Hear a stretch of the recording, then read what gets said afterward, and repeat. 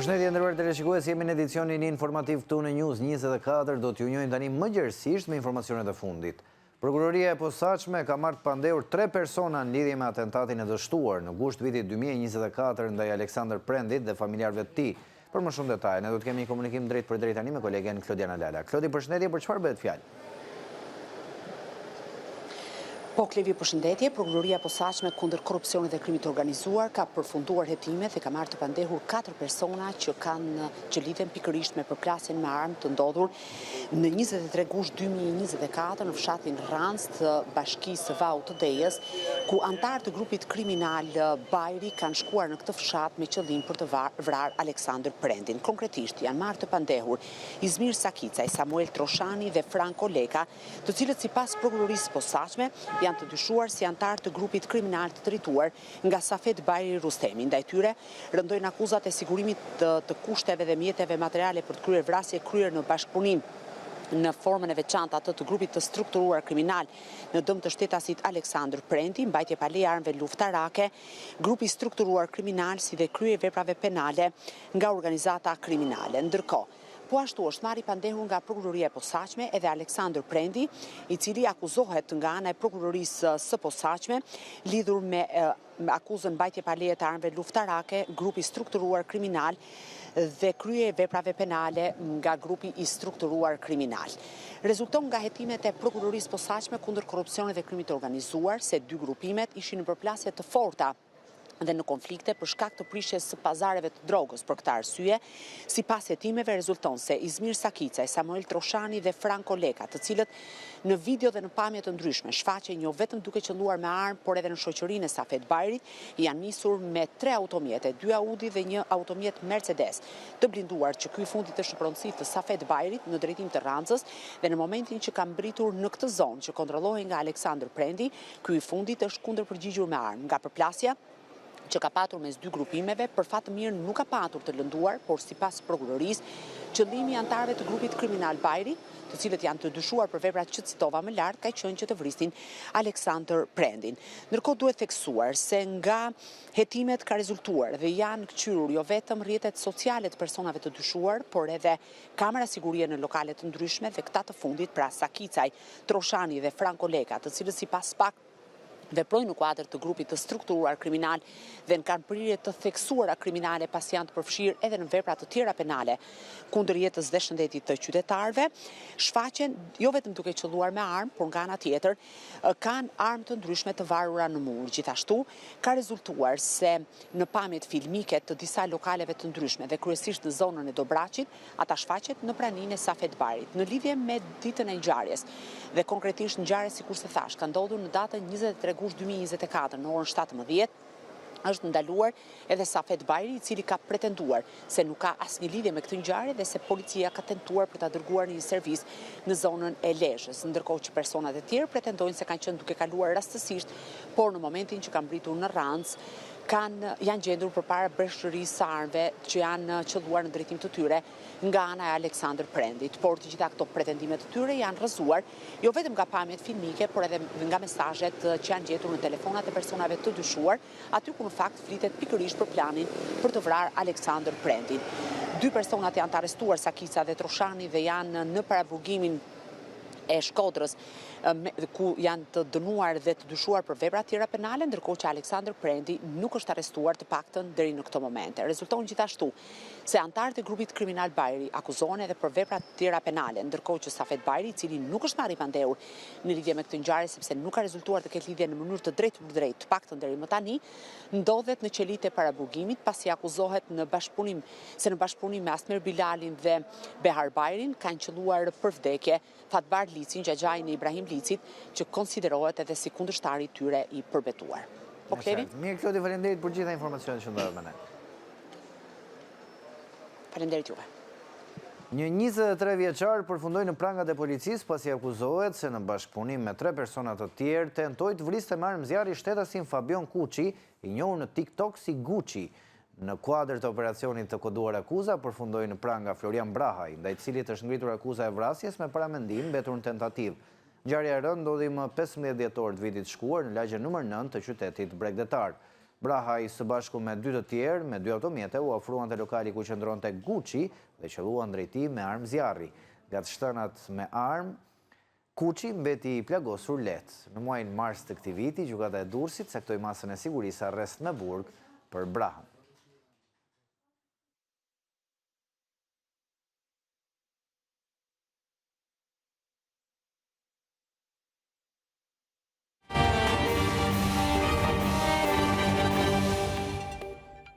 Pas miratimit të rezolutës për integrimin, Partia Demokratike dhe Partia Socialiste po shkojnë drejt një konsensusi tjetër. Dje është mbledhur Këshilli i Rregullores dhe duket se palët kanë gjetur dakordsi edhe për rregulloren e re të kuvendit. Ergjys Gjençaj na sjell më shumë detaje. Përshëndetje Ergjys. Klepi, përshëndetje. E vërtet, palët duket se janë drejt një kompromisi të mundshëm për sa i përket të rishikimit të rregullores kuvendit të Shqipërisë. Pas ditën e djeshme në orën 17, ndërkohë që seanca plenare vijonte punimet e saj, Këshilli për rregulloren mandatet dhe imunitetit është mbledhur në një ndër sallat e kuvendit të Shqipërisë dhe janë diskutuar mbi të gjitha propozimet e ardhura nga palët për ndryshimet në rregulloren e kuvendit. Kemi 3 propozime ose 3 drafte propozimesh. Së pari ajo nga kreu i grupit të Partisë Socialiste Taulant Balle, prezantuar që në fillim të muajit mars. Niko Peleqi, kryetari i kuvendit, ka bërë një paket propozimesh për ndryshimin e rregullores së kuvendit dhe ditën e djeshme në mbledhjen e Këshillit të Rregullores Mandatet dhe Imunitetit u prezantuan në Këshill edhe amendamentet e propozuara nga Partia Demokratike, të cilat tashmë janë bërë publike. Fryma ka qenë pozitive për arritjen e një kompromisi të mundshëm drejt votimit të ndryshimeve në rregulloren e kuvendit, por ende mbeten disa pika të cilat palët do të shqyrtojnë dhe më pas do të mblidhen për të rakorduar apo për të gjetur gjuhën e përbashkët. Pika të cilat ende nuk ka një dakordsi ka të bëjnë së pari me kërkesën e Partisë Demokratike. Partia Demokratike ka kërkuar që Komisioni i Jashtëm dhe Integrimit Evropian të ndahet në 2. Të ketë një komision tjetër parlamentar, Komisioni i Integrimit dhe Komision i Integrimit, sipas Partisë Demokratike, të drejtohet nga opozita. Nuk kemi një dakordsi për sa i përket propozimit nga ana e majorancës socialiste për raportimet e institucioneve të pavarura kushtetuese, sepse deri më tani, gjatë kësaj legislature, raportimet janë zhvilluar edhe në Komisionin e Mbikëqyrjes Institucionale, por edhe në komisione të tjera. Nuk kemi një dakordsi, apo mund të jemi në drejt një dakordsie, por ende mbetet për të parë, përsa i përket masave përjashtuese që merren nga Sekretariati i Etikës. Partia Demokratike ka kërkuar në draftin e prezantuar që në moment që kemi një vendim nga Sekretariati i Etikës për përjashtimin nga punimet e kuvendit të deputetëve, vendimi të mos marrë fuqi pa marrë edhe vendimin e byrosë së kuvendit atje ku edhe deputetët, sipas rregullores aktuale, kanë mundësi të apelojnë vendimin e sekretariatit. Je i qartë Ergjys, kërkojmë ndjesë më duhet të ndërpresit se do shkojmë drejt për drejt tani në Estoni, aty ku kryeministri Rama është në një takim me homologun e tij estonez Kristen Michal. Që më së fundi më lejohet të vizitoj këtë qytet, të cilin e kam imagjinuar gjithmonë si një laborator të së ardhmes që shkruhet dita ditës. Dhe është e vërtet që ky qytet është i mrekullueshëm edhe fal asaj çfarë është ndërtuar në të shkuarën. Por dua thjesht të them qytetarëve estonez që kemi admirim të plot për ta, sepse në vend që të vazhdojnë të jetojnë në një muze, ata kanë vendosur të jetojnë në të ardhmen. Dhe kjo e bën Estonin, atë qytetin që shkëlqen maj kodrës, sidomos për një vend si Shqipëria,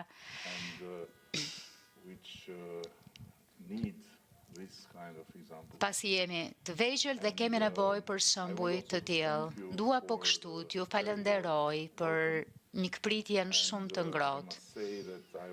Më duhet të them që u befastova shumë kur kuptova që kishit ushqim shumë të mirë këtu, që nuk është diçka që do e prisja.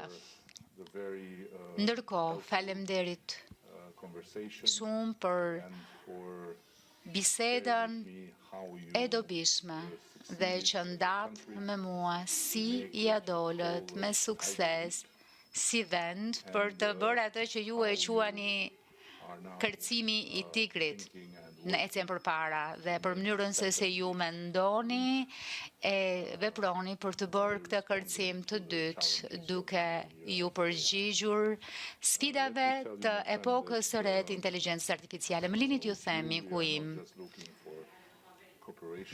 me ju jo vetëm që kërkojmë bashkëpunim, por kërkojmë atë udhërrëfyes estonez dhe jam shumë mirënjohës që në thatë se jeni gati të prisni njerëzit tanë të vinë më shpesh, të mësojnë prej jush e prej asaj çfarë ju po bëni, sidomos në nivelin e sektorit arsimor, duke nisur me fëmijët, për t'ju dhënë atyre instrumentet që ta çojnë vendin në një tjetër nivel. Është afërmendsh që ne duam të sigurohemi që edhe rrugtimi ynë drejt 2030-s të shtrohet me të njëjtin inovacion që e ka bërë Estonin një markë globale. Edhe ne kemi shumicën 95% të shërbimeve tona online dhe synojmë tashmë të ecim përpara me inteligjencën artificiale. Ju përmendet ministren e inteligjencës artificiale, jemi më së të lumtur që t'ju prezantojmë. Nga ana tjetër, me të drejtë përmendet që Estonia dhe Shqipëria janë shumë të bashkuara. Jo vetëm nga NATO-ja, por nga një refuzim, por edhe nga një refuzim I palëkundur për të mos lënë fuqitë e huaja që të minojnë mënyrën tonë demokratike të jetesës. Ne jemi dy kombe që më së fundi jetojnë me dëshirën për të kapur të ardhmen, pasi janë mbajtur për një kohë kaq të gjatë në të shkuarën, jo për zgjedhjen e tyre, por për shkak të imponimit të regjimeve që ndanim deri në një moment të caktuar në histori. Po kështu jemi tejet të vendosur të mbrojmë atë çfarë kemi. Dhe kjo jo vetëm na bën kombe me të njëjtën mendësi, por na bën absolutisht aleat e miq të natyrshëm. Ndaj, faleminderit shumë edhe që vazhdoni të mbështetni Shqipërinë. Presim me padurim të kalojmë në fazën tjetër shumë shpejt dhe të vazhdojmë duke nisur mbylljen e kapitujve të negociatave. Lidhjet tona ekonomike po rriten. Ju përmendët fluturimin e drejt për drejt dhe unë dua t'ju them që është kënaqësi të shohësh trefishimin e numrit të estonezëve që vinë gjys prej 2023-shit.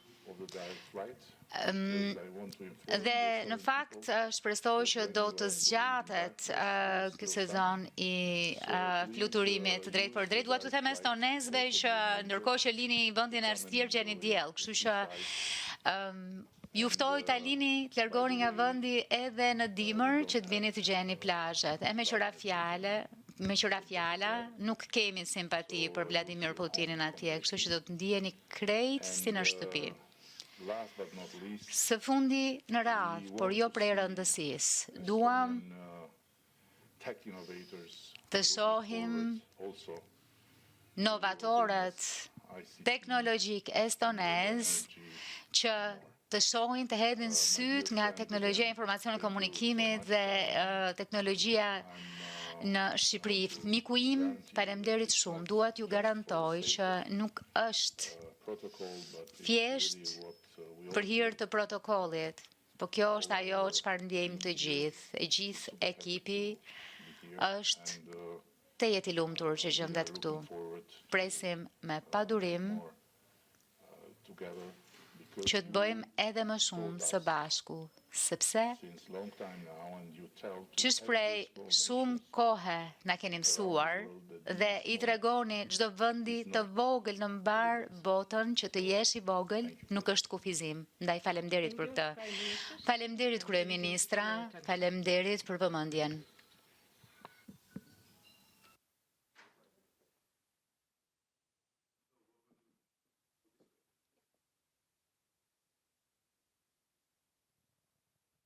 Ndoqëm deklaratën për mediat të dy kryeministrave, kryeministrit shqiptar Edi Rama dhe ati estonez Krishtian Michal në Estoni pas takimit që patën së bashku. Do të vijmë tani me informacionet prej orëve të para të mëngjesit sotëm, forcat Renea dhe Policia e Shtetit kanë zhvilluar kontrole në disa zonat Mirditës pas informacioneve se në territorin shqiptar mund të ishte futur Elson Reçi, i shpallur në kërkim nga SPAK që prej vitit 2024. Lidhemi me Gjensila Kodrën për më shumë detaje.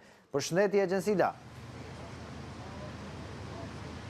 Klevi, të përshëndes, në fakt forcat Renea dhe policia lokale kanë organizuar një operacion për persona, mega operacion, mund të themi, për persona kryesisht të shpallur në kërkim dhe persona të cilësuar si persona me rrezikshmëri të lartë shoqërore.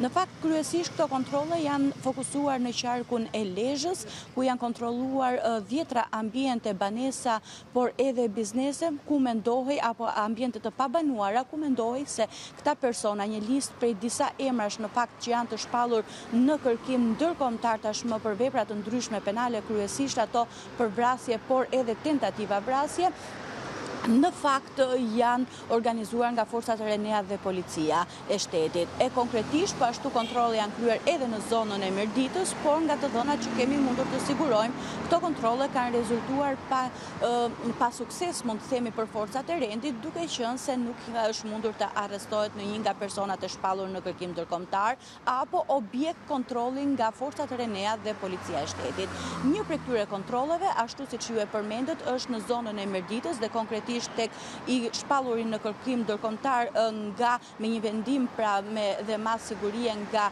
gjykata e posaçme me kërkesë prokurisë posaçme SPAK, konkretisht për Elson Reçin, i cili akuzohet nga prokuria e posaçme SPAK se ka organizuar dhe ka siguruar kushtet për të kryer një vrasje dhe konkretisht vrasjen e Prenggjinit për hakmarrje për shkak të vrasjes më herët pra të xhaxhait të tij Kastriot Reçi, duke qenë se Elson Reçi është nipi i Kastriot Reçit, ky i fundit po ashtu i vrar në janar të vitit 2020 në Mirdit.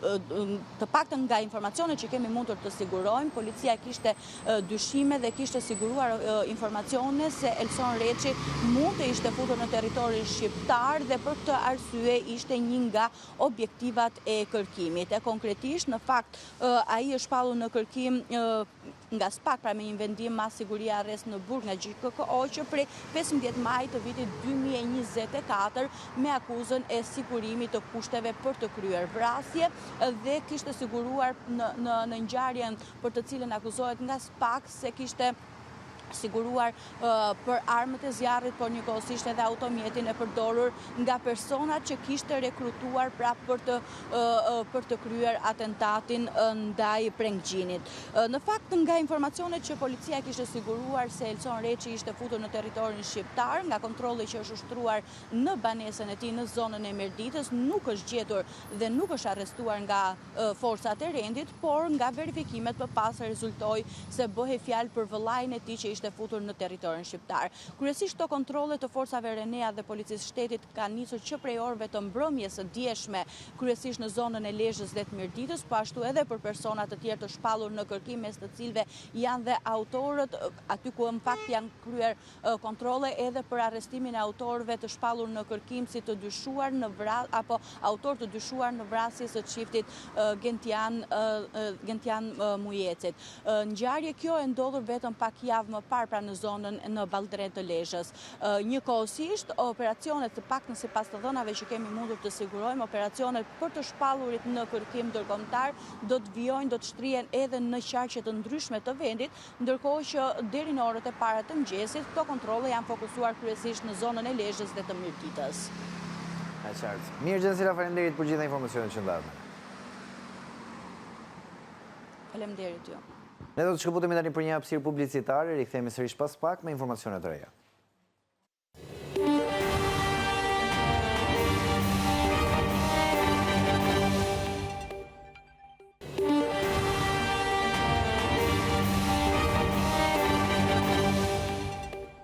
Rikthehemi në studio në edicionin informativ, shohim tani të tjera zhvillime. Apeli i posaçëm ka shpallur fajtori ish-ministrin e mjedisit Lefter Koka për shpërdorim detyre në çështjen e inceneratorit të Tiranës, duke vendosur që ai të rikthehet në burg. Vendimi prek edhe të pandehur të tjerë të kësaj dosje ku disa dënime u lanë fuqi.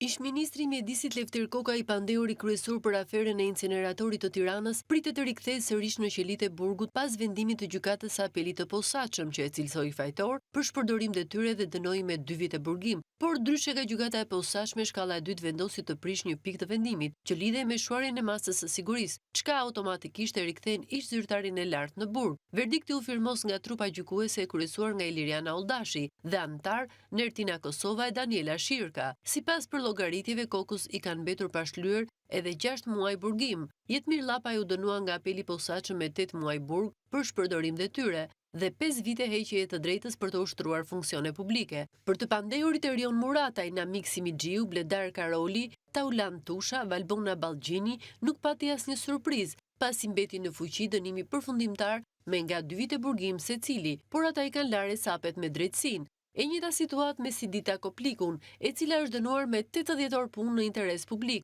Ish-deputeti socialist Alqi Bllako është gjykuar veçmas për aferën e inceneratorit të Tiranës dhe u dënua me 2 vjet e 8 muaj burgim. Sipas PA, kompania koncesionare ka qenë në dijeni të rrethanave konkurruese para shpalljes së procedurës dhe është ndihmuar nga zyrtar publik në përgatitjen e dokumentacionit apo paraqitjen e ofertës që shpallja të fituese. Me vendim të SPA, kompania koncesionare Integrated Energy është vënë në sekuestro, ndërsa Mirel Mërtiri dhe Klodian Zoto, që sipas prokurorisë së posaçme janë pronarët faktik të inceneratorit të Tiranës, vijojnë të jenë në arati.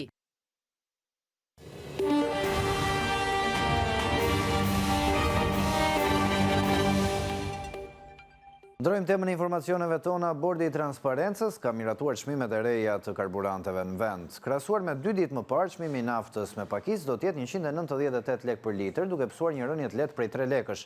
Ndërkaq çmimi i shitjes së naftës me shumicë do të jetë jo më shumë se 186 lekë për litër.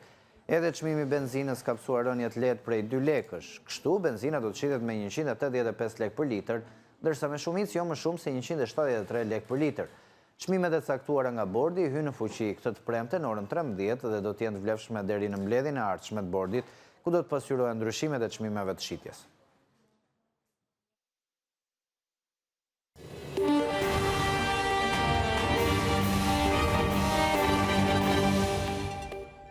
Shohim tani zhvillimet nga bota. Presidenti Donald Trump i dha fund vizitës së tij historike në Kinë, ku shpreh kënaqur nga bisedimet me homologun kinez Xi Jinping.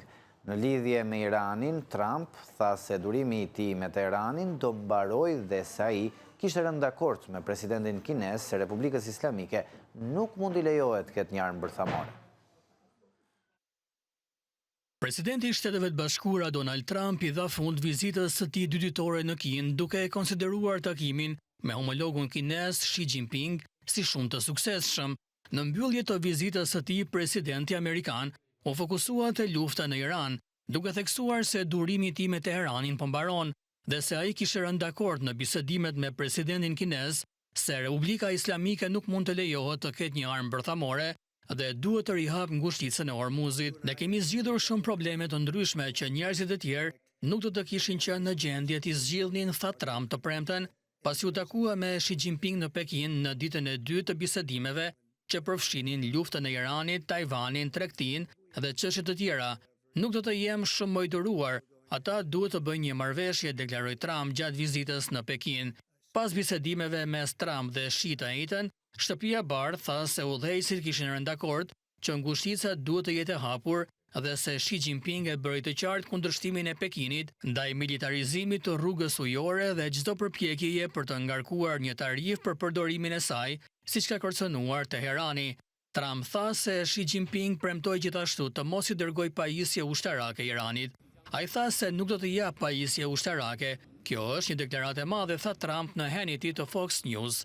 Xi Jinping gjithashtu shprehu interes për të blerë më shumë naftë amerikane për të zvogëluar varësinë e ardhshme të Kinës nga ngushtica e Hormuzit, thuhet në njoftimin e Shtëpisë së Bardhë për bisedimet. Universiteti Luarasi ka mbështetur ardhjen në Shqipëri të një ekspozite me vepra të Amedeo Modiglianit, piktori që na mësoi të duam sytë e trisht dhe artin e madh, takon publikun shqiptar në Galerinë Kalo në Tiranë. Amedeo Modigliani, një figurë emblematike e artit të shekullit të 20, vjen në Tiranë përmes veprave të tij.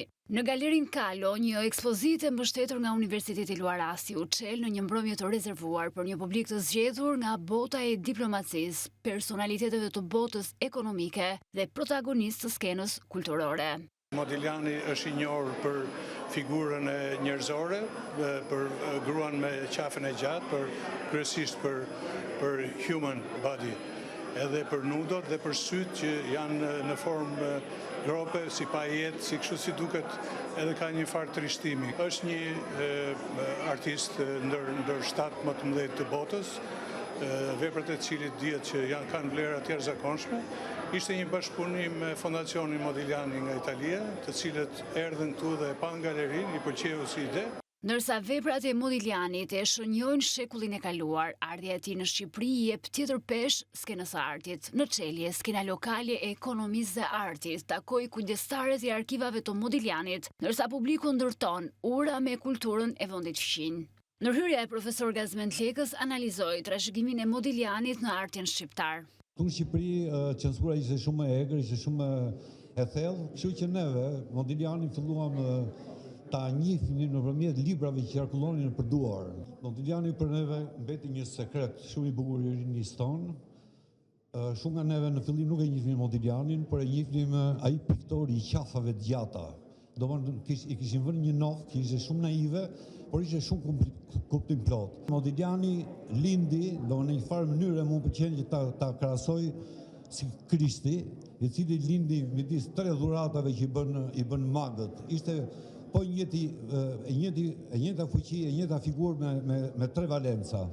Ekspozita do të jetë hapur deri më 30 maj dhe teksa figura e Modiglianit vazhdon të ushtrojë një tërheqje pa kohë fal një stili të panjohshëm të karakterizuar nga vija elegante dhe nga një hulumtim psikologjik i thellë. Veprat e tij e bëjnë artistin e madh edhe më të prekshëm. Kjo ishte gjithçka e përgatitur për këtë edicion informativ, por mos harroni për informacionet më të fundit mund të shkoni në balkanu.com për të informuar mbi ngjarjet më të fundit nga vendi dhe nga bota në koreale. Bashkë ndajemi këtu, faleminderit për vëmendjen.